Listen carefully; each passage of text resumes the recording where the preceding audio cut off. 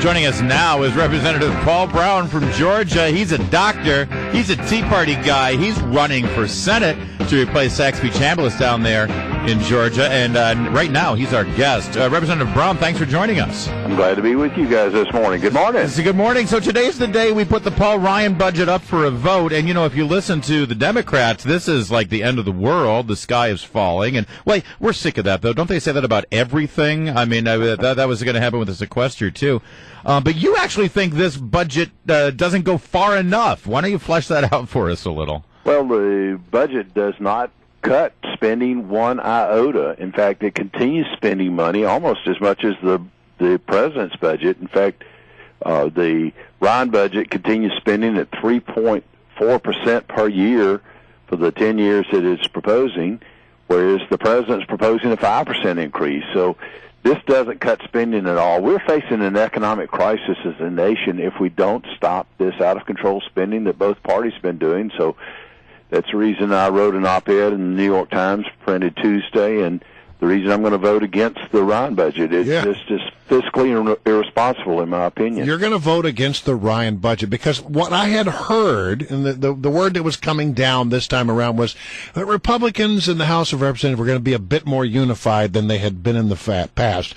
That doesn't sound like they're unified. Well, I don't know. I haven't talked with other members. I just wrote the article for the New York Times because I believe very firmly that we must be fiscally responsible. And what that means is that we've got to start cutting the size and scope of government. I believe in the Constitution as our founding fathers meant it. So what that means to my constituents in Georgia, that we need to send those powers back to the states and the people. Let me give you some specific examples.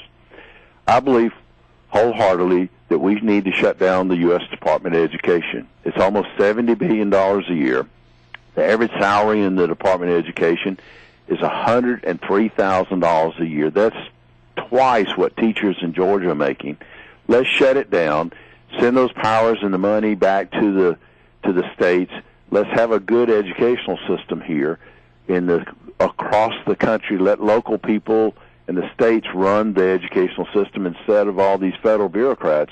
That's just a start. We need to make some major changes in how we're doing government. Now, we're going to be we're already bankrupt. We're already broke as a nation, and we're going to have an economic meltdown if we don't. We have a fiscal crisis, and members of Congress are just not facing that. Well, let me just explore that a bit more. And I appreciate that you feel very strongly about this, but there has been some concern that the Republicans in the House were so divided, and the old saying is, you know, a house divided against itself cannot stand. And we heard that the Speaker had gone out and had tried to, you know, mend some fences, and that going forward, that the Tea Party and the movement within the Republican Party in the House was going to be a bit more in the tent. I'm getting the sense that that's not true.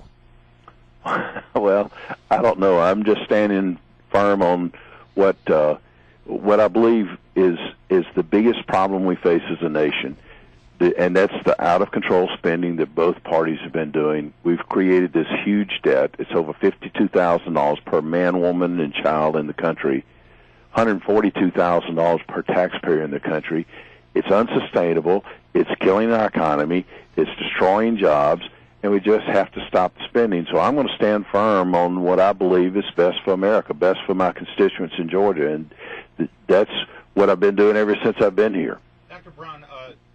Dr. Broun, this last weekend at CPAC, I heard a lot from the podium and in a lot of the panels where people were really hammering the president for saying earlier in the week that we don't have a debt crisis or an immediate debt crisis. I want you to listen really closely to three politicians chiming in on that. We don't have an immediate crisis in terms of debt. In fact, for the next 10 years, it's going to be in a sustainable place. We do not have an immediate debt crisis. We do not have a debt crisis right now, but we see it coming. We know it's irrefutably happening. Now, that's President Obama, that's John Boehner, and that's Paul Ryan. Right. Have the Republican leadership in the House, by echoing this "we don't have an immediate debt crisis" message of the president's, have they let down the conservatives in the House? Well, I think they're just blind to the economic realities. I talk to businessmen and women across the state of Georgia, and the level of taxes that they have right now, which have gone up because of a bill we passed right at the first of the year to avert the so-called fiscal cliff, which is not a real fiscal cliff. It would have been a bump. But the real fiscal cliff is when we cannot sell our securities anymore, and we will be literally bankrupt, and we're not going to be able to borrow any more money from folks. The interest rates to sell our securities are going to go through the roof, and people are going to have a hard time starting businesses, hiring new people. That's the direction that we're headed. We're in a fiscal crisis right now because of this out-of-control spending, and we've got to stop the spending. And it's time for people to realize that here in Washington, D.C. I see it in Georgia, and I'm sure all over this country that people understand that we need to balance our budget. We need to live within our means. We need to fix Social Security and Medicare.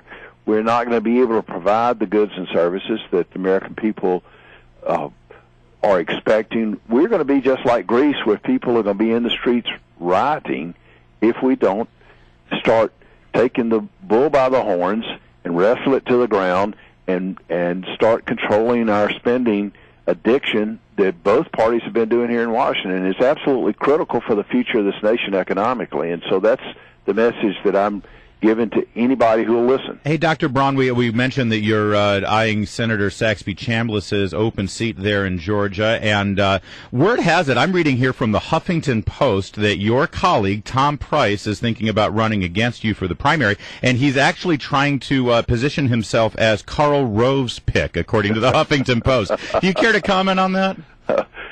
Well, I have declared my candidacy for the U.S. Senate. I'm voting the way I've been voting. I've been saying this all along since I was elected to Congress in 2007.